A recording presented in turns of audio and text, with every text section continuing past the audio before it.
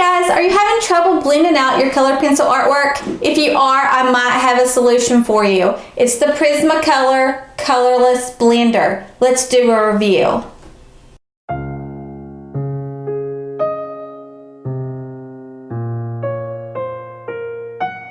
Hi, my name is Kara Overby and I'm an artist here on YouTube. I've been honing in my skills for the last few years and I want to share with you tips and tricks and techniques that I have learned to help you grow as an artist. So if you're interested, then please consider subscribing. Now let's get into the review of this Prismacolor Colorless Blender. Hey guys, today we're going to do a little review over the Prismacolor Premier Colorless Blender. I don't know if you guys have heard about this, but it's something that I just recently started using. It came with a set, and I think it came with like an eraser and a pencil extender and a sharpener. Just a little cheap set from Prismacolor. So I wanted to see how well it actually did in comparison to just a colorless blender. This is the one that I have. I've used this before with color pencils. I wasn't too impressed with it, but I thought, hey, you know, let's try it out and let's compare the two and see which one's better. So I got three colors here and they are Prismacolor. The first one that I got is the Crimson Red PC 924. I have the Seashell Pink. It's the PC 1093. And then I also have the Dark Purple PC 931, and this is the three colors that I'm going to be using. I'm going to put, you know, quite a few layers on here. I'm going to start with just a all over base of, let's see, I'm going to start with the Seashell Pink, and I am going to apply a very thin layer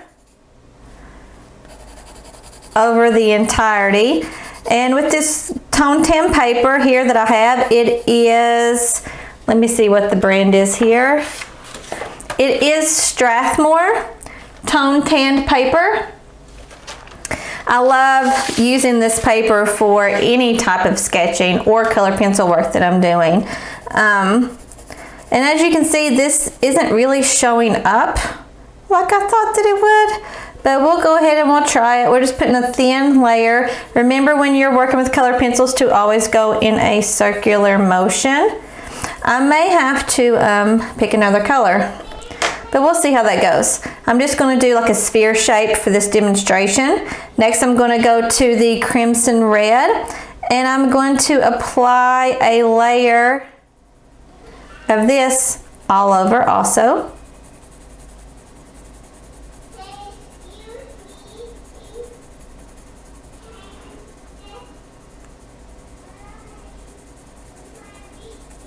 And I do like to grip the top part of the pencil because it helps me to keep from putting too much pressure on the paper because I don't want to bend the tooth of the paper.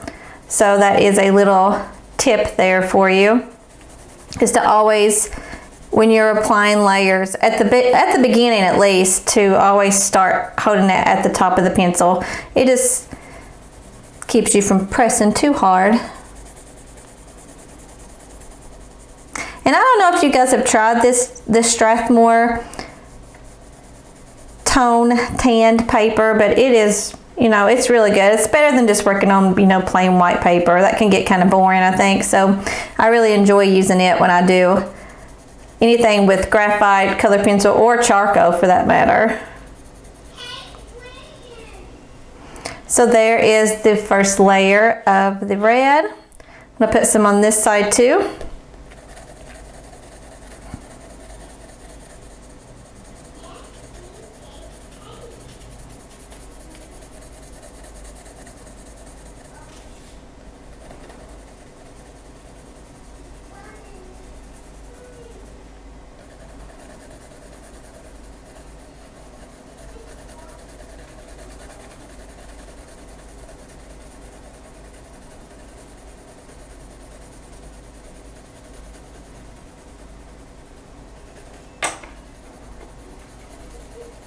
So this is the second layer of color pencil. And that's one thing, you have to make sure that you have enough layers of your color pencil on there. I'm switching to the dark purple now. Before you start trying to blend out anything, because if you don't have enough layers on there, it's not going to look good no matter what you put on there or what you use for blending. I would suggest, you know, at least 6 layers before you try to blend out anything.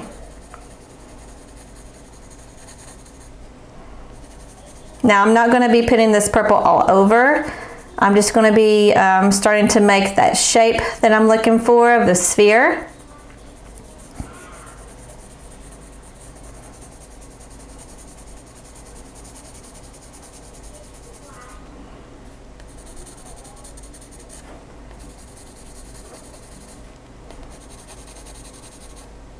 So there's the layer of purple for that side. Let's go over to the other side.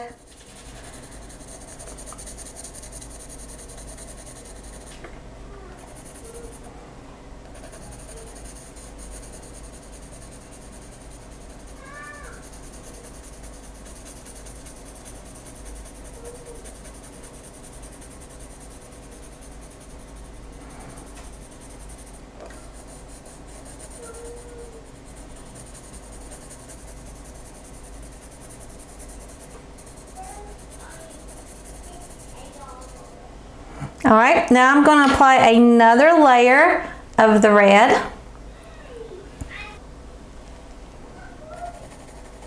And I'm going to be applying this over the purple and the red. This area right through here, I'm not going to do anything else with because I want that to be kind of where my brightest highlight is there.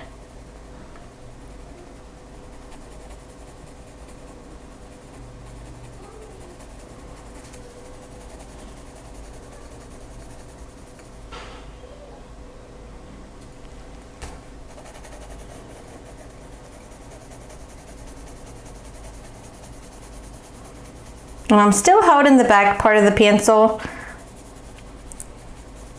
but I am applying a little bit more pressure now,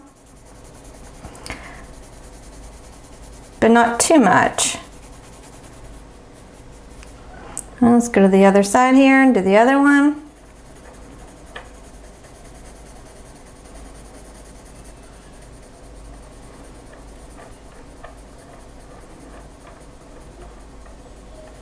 And this is the 4th layer.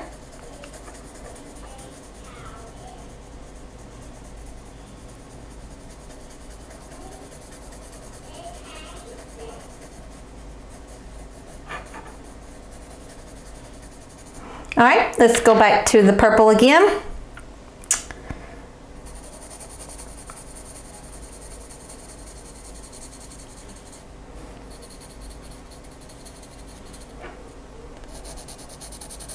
I'm going to keep this more around the edge to really put that nice shadow in there.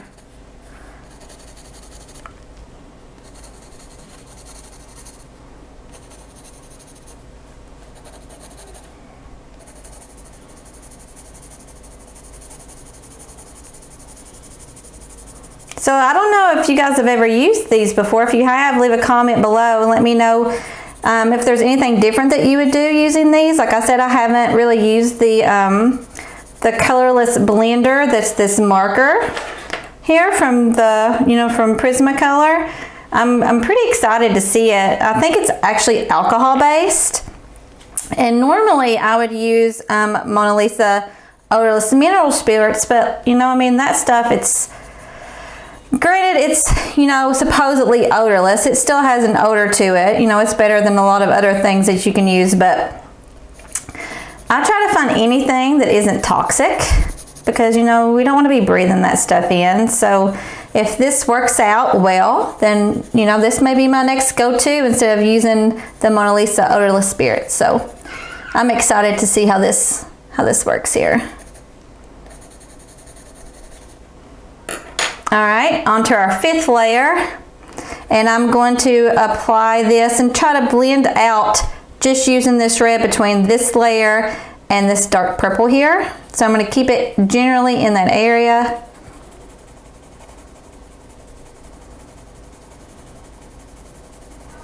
I'm trying to create a nice little gradient here.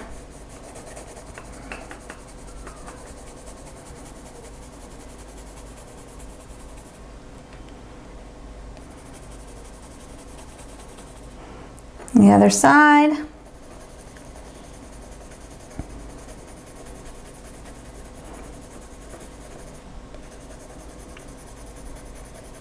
So I've heard a lot of people talk about how they don't like Prismacolors anymore. You know, I like them. The only other brand that I've really used is the Faber-Castell pencils. And you know, I really like those too. I guess it really just depends on what I'm actually using them for. I like the blending better with the Prismacolors, but I find that their quality control sometimes can be a little sketchy, so that's the main issue with me with Prismacolor. But the pencil itself, you know, I actually really like the formula that they use. So let me know what your favorite is and whether you like Prismacolor or whether you don't. You know, there's a lot of different brands out there. I'm curious to see what other people use. Okay, this is going to be my last layer. So this was, I think this is the 7th layer, maybe the 6th.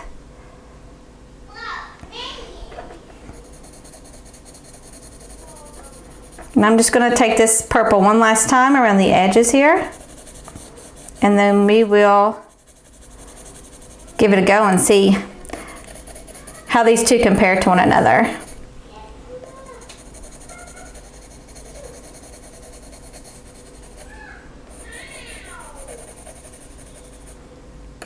All right, so I think that that's good for this demonstration. All right, so let's talk about this for a second. It does have two different ends. The first one is this wide end, as you can see.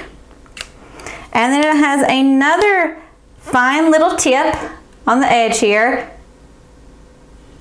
for those smaller details. Let's see how it holds up. I've tried this before, but I wanted to show you guys what it actually looked like. I've used it mainly with pencils, but I have used it with the color pencils before. So, all right, so anytime that you're blending, you always want to start with the lighter area first. So let's try this out here. Right away, I am seeing that there isn't much blending going on here at the top, which I don't have a lot of color pencil here. So, you know, let's just keep going.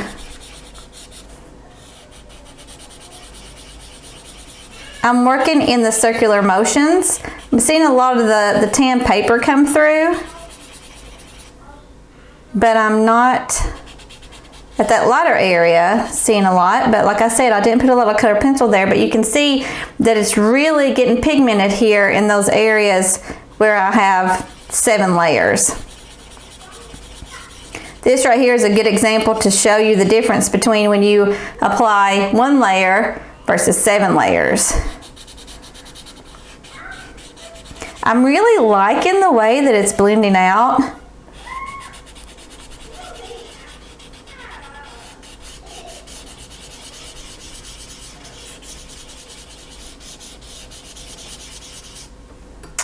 All right, there's your first example. And you can see that it's very pigmented on the edges here where I have a lot of color. But as you get here, this is a great example of why you need to add at least 6 layers, because if you don't, then it's just, you're gonna see most of the paper come through, and nobody wants that. That's not pretty. So, but if you can compare these two together, you know, this one compared to this one, it did blend out very nicely. You know, I'm sitting here, I'm smelling it, and there is a smell to it, but it's not very, very strong at all. It's nothing compared to the Olus Mineral Spirits. So with that, I'm pretty happy. Let's see about the drying time. So I'm gonna go ahead and use this colorless pencil, and I'm gonna start just like I did with the other. And I'm gonna start trying to blend out this lighter area.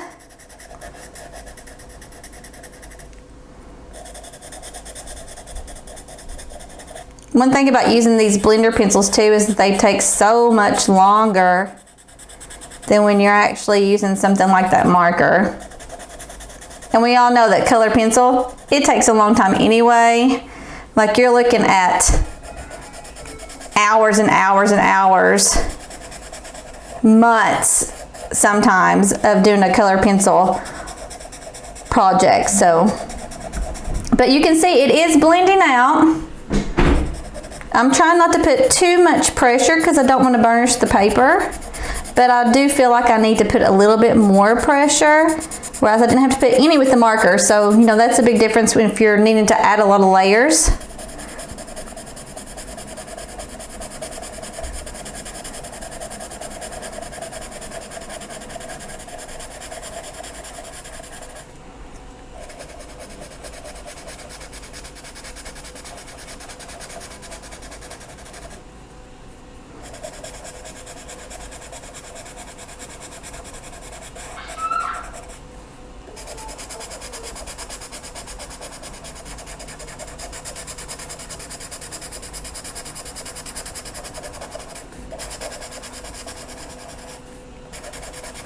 It's definitely bringing out the pigment, but I'm still seeing a lot of the tooth of the paper. So I feel like that this pencil isn't quite getting into the tooth of the paper like the marker did.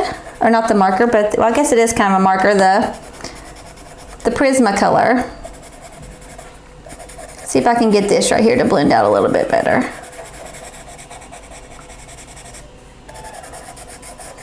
It's so hard to not press hard with this because I don't like the fact that I'm seeing all this white show through. But, okay, so here we go.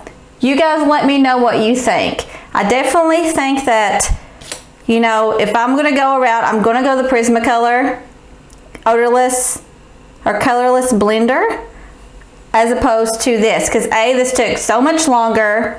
I'm still seeing a lot of the white in the paper. And you know, I want it, when I start to blend, I want it to cover up those little white specks, unless I'm going for that look, which usually I'm not. I like to have it more of like a painterly effect. So for me, this is definitely the way that I'm going to go. I'm going to feel it here and see. You know, it's still slightly damp.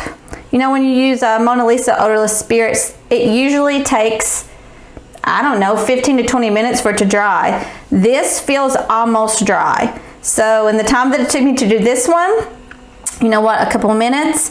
This one right here is almost dry, so this will probably take like 5 minutes or so, and it's going to be dry, and I'm ready to already go ahead and put on my next layer. So that's, you know, a big difference there too. Whereas this one, you know, it doesn't have any drying time, but I'm not crazy about the way that that blended out. So let me know what you guys think. Which one do you prefer? I'd love to hear your comments or suggestions. All right, we'll see you guys in the next video.